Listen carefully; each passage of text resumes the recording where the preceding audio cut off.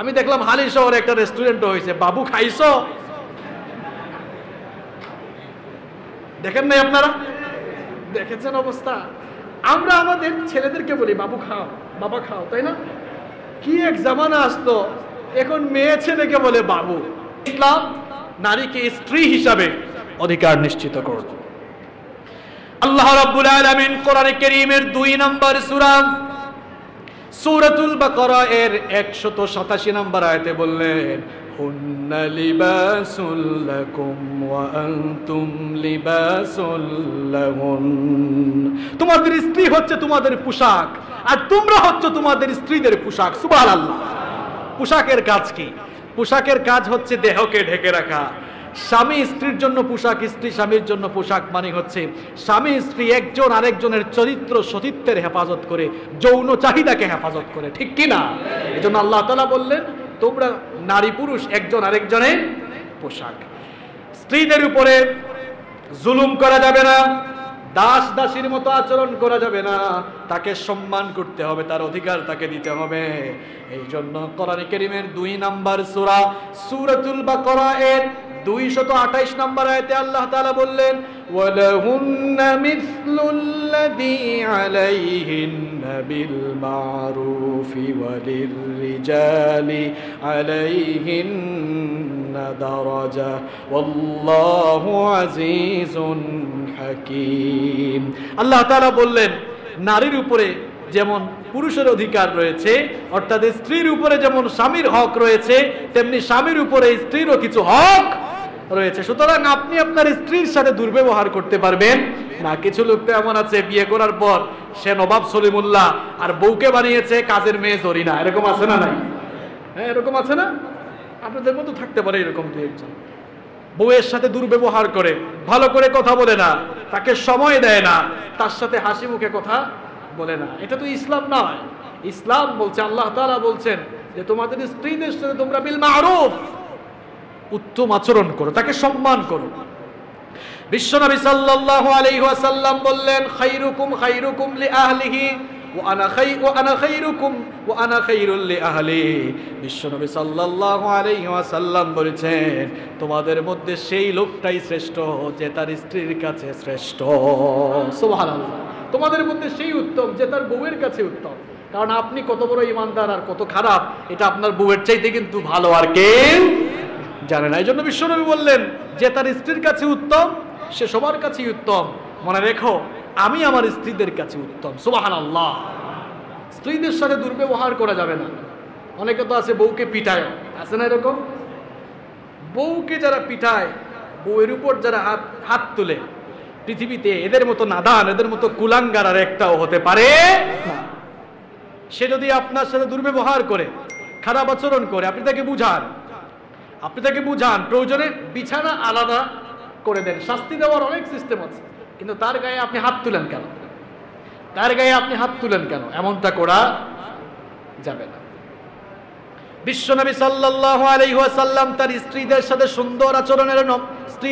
সুন্দর আচরণ করে স্ত্রীদের সাথে কেমন আচরণ করবেন তার গোটা উম্মতের জন্য সেই নমুনা রেখে গিয়েছেন। বিশ্বনবী সাল্লাল্লাহু আলাইহি ওয়াসাল্লাম তার স্ত্রীদের সাথে এত ভালো আচরণ করতেন, এত সুন্দর আচরণ করতেন। আম্মা জান আয়েশা রাদিয়াল্লাহু আনহা থেকে হাদিস এসেছে, তিনি বলেছেন সারাদিন কাজ শেষে যখন বিশ্বনবী ঘরে ফিরে আসতেন, ঘরে ফিরে আসার পর যদি বিশ্বনবী দেখতেন রান্না বান্না বা খাবার এখনো প্রস্তুত হয় নাই, বিশ্বনবী কোনোদিনও রাগ করতেন না, তার স্ত্রীদের সাথে দুর্ব্যবহার করতেন না, বরং ক্লান্ত শরীর নিয়ে স্ত্রীদের সাথে রান্না বান্নার কাজে তিনি সহযোগিতা করতেন। কি আচরণ, কি ক্যারেক্টার দেখেছেন আপনি তো সারাদিন অফিসের কাজ শেষে, ব্যবসা বাণিজ্য বা আপনার কাজ শেষে বাড়িতে ফিরে এসে যদি দেখেন যে বউ এখনো রান্না করে নাই, তখন তো তুমি বাদ দিয়ে তুই বলা শুরু করে দেন, কিরে তুই কি করস সারাদিন, এখনো কি রান্না বান্নাও করতে পারিস নাই? এরকম আছে না নাই? দুর্ব্যবহার শুরু হয়ে যায়।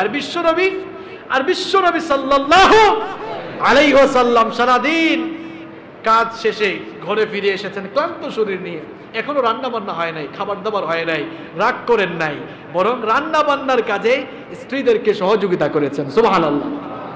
স্ত্রীদের সাথে তিনি কত বেশি রোমান্টিক ছিলেন, কত সুন্দর আচরণ করতেন দেখেন। আম্মা জান আয়েশা রাদিয়াল্লাহু আনহা বলেছেন, আমার কোলে মাথা রেখে বিশ্বনবী আমাকে গল্প শোনাতেন। বিশ্বনবী কি শোনাতেন? গল্প শোনান আপনারা? গল্প শোনাতেন। এরপরে বিশ্বনবী সাল্লাল্লাহু আলাইহি ওয়াসাল্লাম তার স্ত্রীদেরকে আদর করে করে বিভিন্ন নামে ডাকতেন।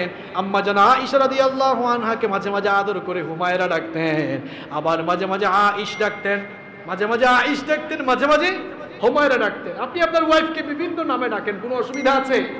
হ্যাঁ, বিয়ের আগে দেখা যায় যে কত কিছু। আমি দেখলাম হালি শহরে একটা রেস্টুরেন্ট হয়েছে, বাবু খাইছো? দেখেন নাই আপনারা? দেখেছেন অবস্থা? আমরা আমাদের ছেলেদেরকে বলি বাবু খাও, বাবা খাও, তাই না? কি এক জামানা আসতো, এখন মেয়ে ছেলেকে বলে বাবু।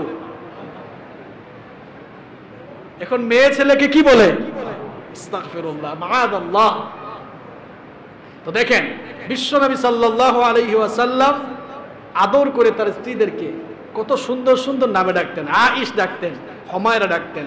আপনিও আপনার স্ত্রীকে আদর করে আপনার পছন্দের নামে ডাকতে পারেন, কোনো অসুবিধা নাই।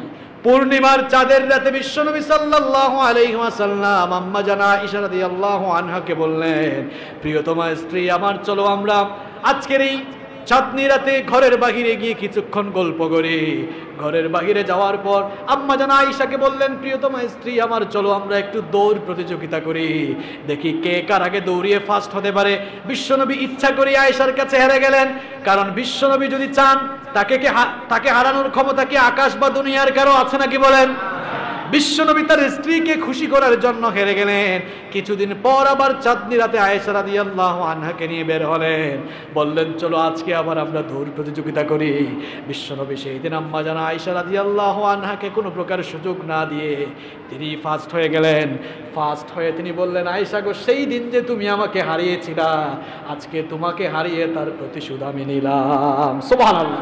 এই স্বামী স্ত্রীদের মধ্যে এই ধরনের সুন্দর সম্পর্ক থাকার দরকার আছে না নাই? আজ আমাদের সংসারগুলো নষ্ট হয়ে যাচ্ছে, স্বামী স্ত্রীদের মধ্যে মহব্বত নাই, ভালোবাসা নাই। কারণ দেখা যায় স্বামী তার স্ত্রীকে সময় দিচ্ছে না, সম্মান করে কথা বলছে না, সময় দিচ্ছে না, ভালো করে তাকায় না। বিয়ের পর কয়েকদিন তাকাইলো, একটু সময় টময় দিল, এরপরে আর সময়ও দেয় না। এই জন্য আমাদের সমাজে এখন বিবাহ বিচ্ছেদ বাড়ছে, পরিবারগুলো নষ্ট হয়ে যাচ্ছে, পরকীয়া বাড়ছে, সমাজ ব্যবস্থা এভাবে নষ্ট হয়ে যাচ্ছে। সারাদিন তার বউয়ের দিকে একবারও তাকায় না। তার বউ তার জন্য সাজলো, কত সুন্দর করে সে সাজগুজ করে তার সামনে আসলো, একবার তাকায় না, একবার তাকায় না। এই যে আপনি আপনার ওয়াইফের প্রশংসা করলেন না, আপনার ওয়াইফ সাজলো, সাজগুজ করলো, আপনি প্রশংসা করলেন না, অটোমেটিক্যালি তার মন খারাপ হয়ে যেতে পারে। তার এই সাজগুজ যদি আবার পাশের বাড়ির আপনার কোনো ছোট ভাই দেখে ফেলে, সে কিন্তু কমেন্ট করে বসবে, ভাবি আপনারা কিন্তু হ্যাপি লাগতেছে, কমেন্ট করবে না? এই কমেন্টের মধ্যে ঝামেলা আছে না নাই? ঝামেলা আছে না নাই? কিন্তু আপনার ওয়াইফকে আপনি যাই বলেন, যত প্রশংসা করেন, আপনাদের দাম্পত্য জীবনে বারাকা আর নেয়ামত বাড়িয়ে দিবেন কে? এজন্য সব সময় আপনার ওয়াইফের প্রশংসা করবেন, তাহলে আপনার দাম্পত্য জীবনে, আপনার বৈবাহিক জীবনে স্বামী স্ত্রীদের মধ্যে যে মধুর সম্পর্ক রয়েছে, যে দাম্পত্য জীবন রয়েছে, পবিত্র বন্ধন রয়েছে, সেই পবিত্র বন্ধনে নিয়ামত আর বারাকা ঢেলে দিবেন কে? স্ত্রী হিসাবে এভাবে ইসলাম নারীর অধিকার সুপ্রতিষ্ঠিত করলো। যে সকল দেশে ইসলাম নাই, দেখেন কি অবস্থা। বিবাহিতা নারীর অবস্থা কি দেখেন, বিয়ে করে ফেলেছে, এরপরে আরো 10টা বয়ফ্রেন্ড নাকি আছে, তাইলে আর বিয়ে করার দরকার ছিল?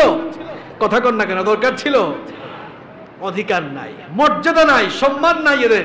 কিন্তু ইসলাম স্ত্রী হিসাবে একজন নারীর অধিকার এভাবেই সুপ্রতিষ্ঠিত করে দিয়েছে। সুবহানাল্লাহ পড়েন।